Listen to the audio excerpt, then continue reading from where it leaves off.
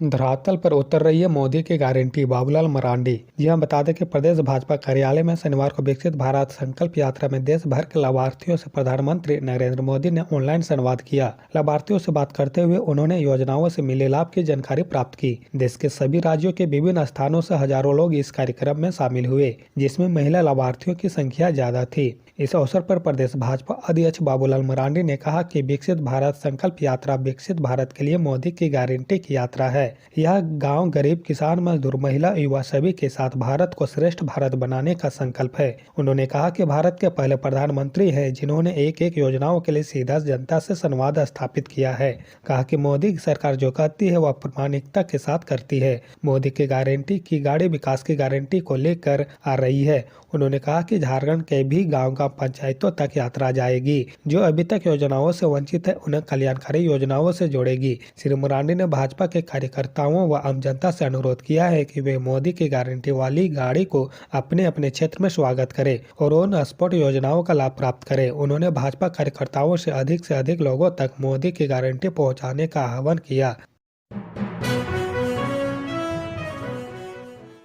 लोहरदगा में जमीन विवाद में भाई और भाभी की हत्या, टांगी से वार कर ले ली दोनों की जान। जी हां, बता दें कि लोहरदगा में जमीन विवाद में एक दंपति की टांगी से मारकर हत्या कर दी गई। घटना के बाद पुलिस मामले की जांच कर रही है। घटना जिले के भंडारा थाना क्षेत्र के ख्वास खिजरी गांव की है। घटना की सूचना पाकर भंडारा थाना प्रभारी गौतम कुमार मौके पर पहुंचे और मामले की जाँच की। भंडारा थाना के प्रभारी का कहना है कि पुलिस हर बिंदु पर जाँच कर रही है। जाँच के बाद ही किसी निष्कर्ष पर पहुँचा जा सकता है। हालांकि प्रारंभिक तौर पर जमीन विवाद की बात सामने आ रही है। बताया जा रहा है कि भंडारा थाना क्षेत्र के ख्वास खिजरी गांव निवासी शुक्रा उराव और उनके भाई जीतू उराव के बीच जमीन को लेकर विवाद चल रहा था। इसी बीच रविवार को जीतू उराव गाड़ी लेकर शुक्रा के घर पहुंच गया। शुक्रा घर पे मौजूद थे, उनकी पत्नी भी वहां मौजूद थी। इसी बीच जीतू उराव ने पहले शुक्रा उराव और फिर उनकी पत्नी गायत्री उराव के सिर पर टांगी से वार कर दिया, जिससे दोनों की मौके पर ही मौत हो गई। घटना को अंजाम देने के बाद आरोपी फरार है।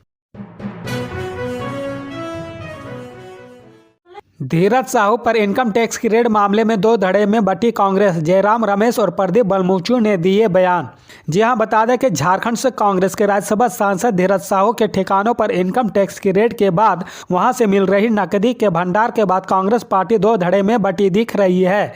झारखंड कांग्रेस के पूर्व प्रदेश अध्यक्ष ने धीरज साहू का बचाव किया है, तो राष्ट्रीय कांग्रेस के बड़े नेता और राहुल गांधी के करीबी जयराम रमेश ने स्पष्ट कर दिया है कि इस मामले से पार्टी का कोई लेना देना नहीं है।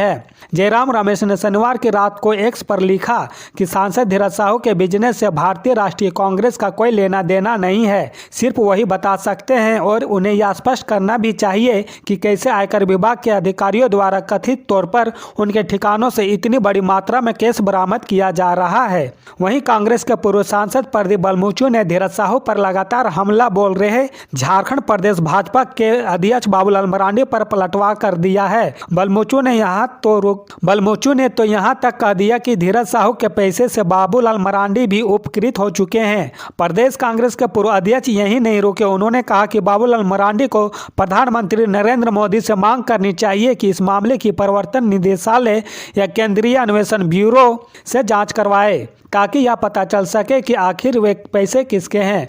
डॉक्टर बलमुचू ने कहा कि धीरज साहू खानदानी बिजनेसमैन है, जो राशि बरामद हुई है वह उनकी जायज कमाई है, इस मामले की जांच करवा ले। एनटीपीसी के उदासीन रवैये के कारण मजदूर यूनियन ने की बैठक। जी हां, बता दें कि रविवार को एनटीपीसी मजदूर यूनियन की साप्ताहिक बैठक यूनियन कार्यालय पीटीसी पतरातू में हुई, जिसकी अध्यक्षता भाकपा अंचल सचिव सह एटक कार्यकारिणी सदस्य मनोज कुमार महतो ने किया। बैठक में मजदूर की समस्याओं को देखते हुए एनटीपीसी मजदूर यूनियन एटक मजदूर जागरूकता अभियान एवं गेट मीटिंग चलाएगी एवं मजदूरों की समस्याओं को लेकर मजदूर को गोलबंद करके PBUANL के प्रबंधन के खिलाफ चरणबद्ध तरीके से आंदोलन की शुरुआत करेगी, जिसको लेकर एनटीपीसी मजदूर यूनियन यूनियन सभी विस्थापित प्रभावित गांव में जाकर ग्रामीणों को गोलबंद करेगी। वहीं कॉमरेड मनोज कुमार महतो ने कहा कि लगातार मजदूरों द्वारा शिकायत की जा रही है कि हम लोगों को न्यूनतम वेतन नहीं मिलता है, 12 घंटा काम लिया जाता है, मासिक वेतन समय पर नहीं मिलना, एजेंसियों द्वारा मजदूरों को डराना धमकाना इत्यादि समस्याएं सामने आ रही है। वहीं स्थानीय युवाओं को भी PBUNL प्रबंधन रोजगार देने में विफल साबित हो रही है। वहीं मजदूरों की वाहन पार्किंग की समस्याओं को लेकर NTPC मजदूर यूनियन PBUNL प्रबंधक को एक आवेदन पत्र देगी। इस बैठक में उपस्थित थे मनोज कुमार महतो, रमेश महतो, किशोर महतो और मनोज पाहन। देवघर में आपकी सरकार, सरकार आपके द्वार कार्यक्रम में मुख्यमंत्री ने गिनाई सरकार की उपलब्धियां। वर्ष 2025 में झारखंड युवा राज्य बन जाएगा, हेमंत। जहां बता दें कि मुख्यमंत्री हेमंत सोरेन ने कहा है कि आपकी योजना आपकी सरकार आपके द्वार के कार्यक्रम से सरकार के गांवों के संबंध मजबूत हो गए हैं।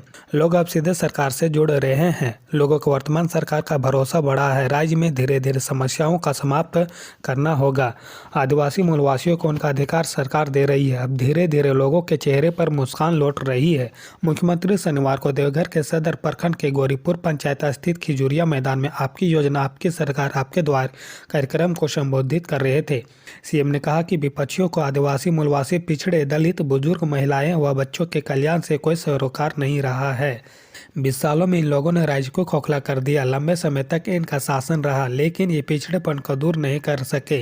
राज्य को बीमारू बनाकर रख दिया है। यही कारण है कि साधन संपन्न होने के बाद भी झारखंड देश के अति पिछड़े राज्यों की श्रेणी में आता है। वर्तमान सरकार पिछड़ेपन, गरीबी, बेरोजगारी को दूर करके झारखंड पर लगे पिछड़ेपन के कलंक को मिटाने का काम कर रही है। मुख्यमंत्री ने कहा कि हमारी सरकार जिस तरह से काम कर रही है, 2025 में झारखंड बीमारू राज्य नहीं बल्कि युवा राज्य बन जाएगा।